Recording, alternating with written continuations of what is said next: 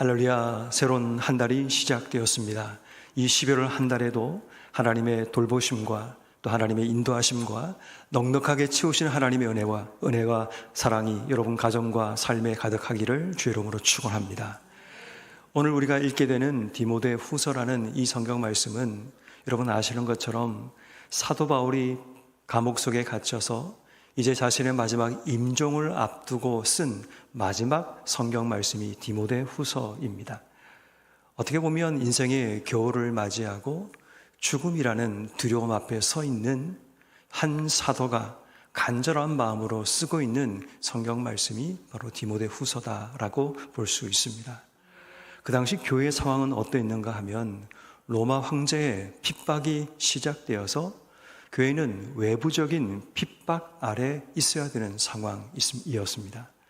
그러다 보니까 교회 안에는 많은 배교자들이 발생하게 되었고 또 거짓 교사들과 선지자들이 득세하게 되어 교회가 혼란한 그런 상황 속에 있게 됩니다.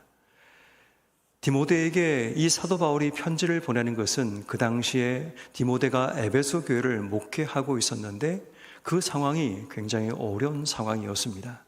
외부적인 핍박과 내부적인 위기가 찾아온 바로 그 상황 가운데 두려움 속에 있는 사도가 두려워하는 목회자에게 이 편지를 보냄을 통해서 두려워하지 말고 힘을 내라 라는 그런 메시지가 됩니다. 여러분, 우리가 사는 세상도 외부적인 환경의 도전과 내부적인 우리의 삶의 상황들의 도전들이 늘 우리 앞에 있습니다. 우리 인생 가운데 두려움을 배제하고 살아갈 수 없을 만큼 늘 두려움은 우리를 조여오게 되고 우리의 삶을 힘들게 우리의 삶에 찾아오게 됩니다. 그렇지만 여러분, 두려움 속에 있더라도 두려움 속에 있는 자를 우리가 외면하고 지나치는 것이 아니라 어쩌면 디모데 후서의 말씀이 11월 한 달을 시작하게 하시는 말씀으로 주셨다면 우리가 기억해야 될 중요한 메시지는 두려워하는 우리라도 두려워하는 누군가를 향해 우리가 전해야 될 위로의 메시지가 있다라는 겁니다. 어쩌면 나보다 더 큰 두려움 속에 있는 자들일 수도 있고 나보다 못한 두려움이지만 내가 이미 겪었던 두려움을 겪고 있는 누군가도 될 수 있습니다. 그런 의미에서 사도 바울이 자신의 믿음의 아들이자 목회 후배인 바로 이 디모데에게 보내는 이 편지의 말씀을 통해 두려움에 대한 우리의 삶을 극복하는 방법을 소개하고 있음을 보게 됩니다. 특별히 사도 바울이 디모데에게 보내는 이 편지의 말씀에서 3절과 4절 말씀에 보면 이 사도 바울의 마음이 드러나게 됩니다. 3절에 보니까 내가 밤낮 간구하는 가운데 쉬지 않고 너를 생각하여 라고 이야기합니다. 사도 바울이 지금 디모데에게 이렇게 얘기를 합니다. 내가 밤낮 너를 위해 기도하고 있습니다 라는 이야기를 합니다. 두 번째는 내가 늘 당신을 생각하고 있습니다 라고 이야기합니다. 그리고 그 뒤에 보니까 청결한 양심으로 조상 때부터 섬겨오는 하나님께 감사하고 내가 당신을 생각할 때마다 하나님께 감사합니다 라고 얘기합니다. 그리고 4절 말씀에 보니까 내 눈물을 생각하여 너 보기를 원하면 내 기쁨이 가득하게 하려 함이라. 당신을 만나기 원합니다 라는 메시지를 전합니다. 자신도 두려움 속에 있지만 두려워하는 이 디모데에게 편지를 보내면서 사도 바울은 자신의 간절함을 드러내고 있습니다. 내가 당신을 위해서 기도하고 있습니다. 내가 늘 당신을 생각하고 있습니다. 당신을 생각할 때마다 늘 하나님께 감사하고 있습니다. 그리고 당신을 만나기 원합니다. 어쩌면 사소하고 간단해 보이지만 사도 바울이 건네는 이 진심 어린 이 작은 위로가 어떤 의미에서는 이 편지를 받는 디모데에게 두려움 속에 있지만 다시 한번 위로가 되고 힘이 되는 그런 말들이 될 수 있는 겁니다. 그런 의미에서 여러분, 우리가 이 한 달을 시작하면서 우리가 건네야 될 위로가 누군가에게 필요하지 않는가를 생각해야 합니다. 나도 힘들고 나도 어렵고 나도 인생의 겨울을 맞이하여 오늘 내일이 어떻게 될지 알지 못하는 극한의 두려움 속에 우리의 삶이 서 있을지라도 그러나 내 주변을 돌아보면 또 다른 두려움 속에 빠져 있는 누군가가 있을 수 있다는 겁니다.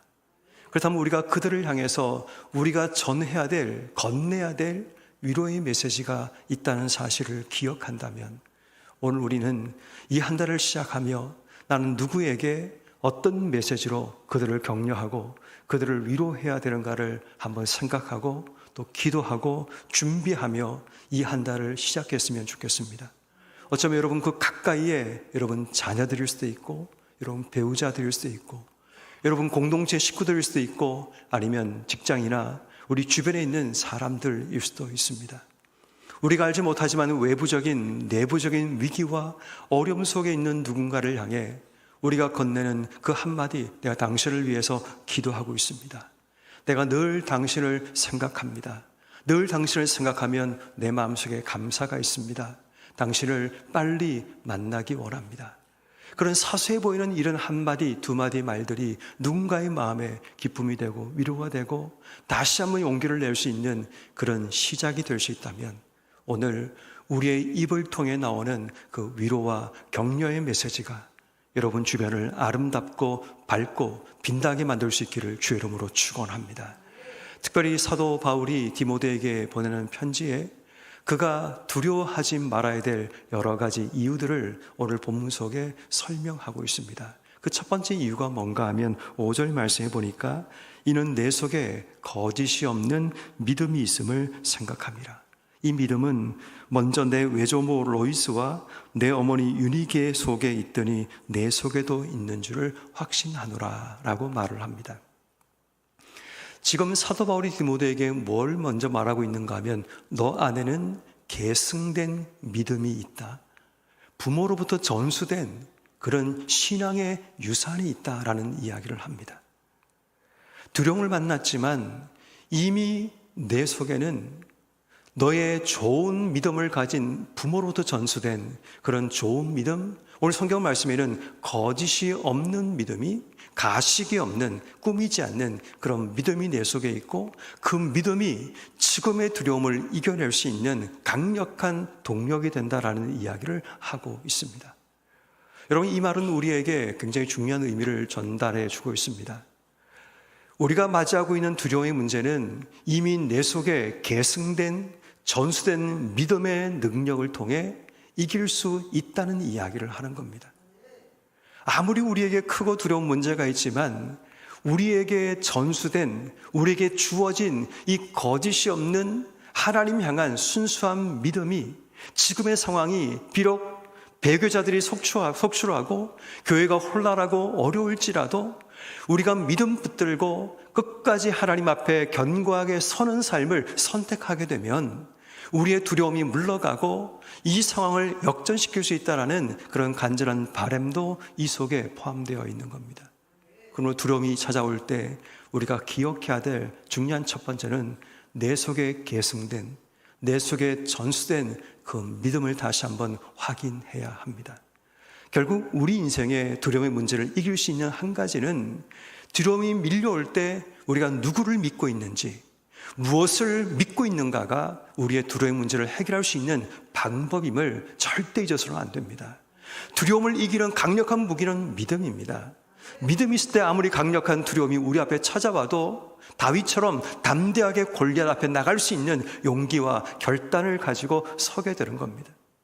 만군의 여호와의 이름으로 나갈 수 있는 그 담대한 믿음이 골리앗이라는 두려움의 그 자체를 물리치고 이기게 만드는 동력이 되었다면 오늘 우리에게도 내 속에 계승되고 전수된 바로 믿음을 확인하고 그 믿음으로 두려움과 맞설 수 있는 여러분 한 분 한 분 되기를 주의 이름을 축원합니다. 두 번째, 우리 인생에 찾아오는 두려움의 문제를 이길 수 있는 두 번째 방법은 하나님께서 내게 주신 은사로 우린 이 두려움의 문제를 이겨내고 극복할 수 있습니다. 오늘 보면 6절 말씀에 보면 사도 바울이 디모데에게 이렇게 말합니다. 내가 나의 안수함으로 내 속에 있는 하나님의 은사를 다시 부릴 듯 하게 하기 위하여 너로 생각하게 하노라 라고 말합니다. 다시 부릴 듯 한다는 이야기는 무슨 말인가 하면 계속해서 새롭게 타오르게 되기를 바란다, 새롭게 불타오르기를 바란다라는 그런 의미입니다. 하나님께서 내게 주신 바로 그 은사가 다시 타오르게 되면, 어쩌면 이 은사라는 것은 처음 그가 안수를 받을 때 주셨던 소명과 사명일 수도 있고, 또 그에게 하나님이 직접 주셨던 은사일 수도 있습니다. 그래서 7절 말씀에 이렇게 말을 하죠. 하나님께서 우리에게 주신 것은 두려워하는 마음이 아니요 오직 능력과 사랑과 절제하는 마음이니. 여기서 말하는 능력이라는 것은 내가 하나님의 일을 감당하기 위해 필요한 것이 능력입니다. 여기서 말하는 사랑이라는 것은 사람들을 대하는 삶의 방식이 사랑입니다.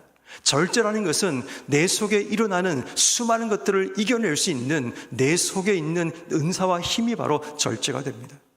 이 모든 것이 내가 얻은 것이 아니라 하나님이 주신 은사라고 이야기합니다. 우리의 삶은 늘 언제나 두려움의 상황이 찾아오지만 하나님 내게 주신 것 붙들면 우리 인생 가운데 찾아오는 두려움과 문제와 어려움들을 이겨낼 수 있다는 이야기를 하고 있는 겁니다. 어쩌면 그 은사의 가장 시작은 하나님이 우리를 부르신 부름의 자리, 소명일 수 있고, 그 소명을 통해서 우리에게 사랑과 믿음과 능력을 가지고 우린 모든 삶의 어려움과 문제를 이겨낼 수 있습니다. 그러므로 힘들고 어려울 때, 두려움이 우리의 삶을 지배하려고 할 때 하나님 내게 주신 것이 뭔가를 기억해야 됩니다.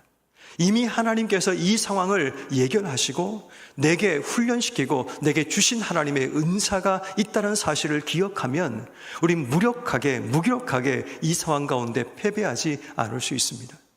이미 나도 모르는 사이에 하나님은 내게 주신 능력과 사랑과 절제와 소명이 있다는 사실을 기억해낸다면 우리는 두려움과 극한의 고통과 어려움이 찾아와도 하나님 주신 은사와 힘을 가지고 이겨낼 수 있습니다.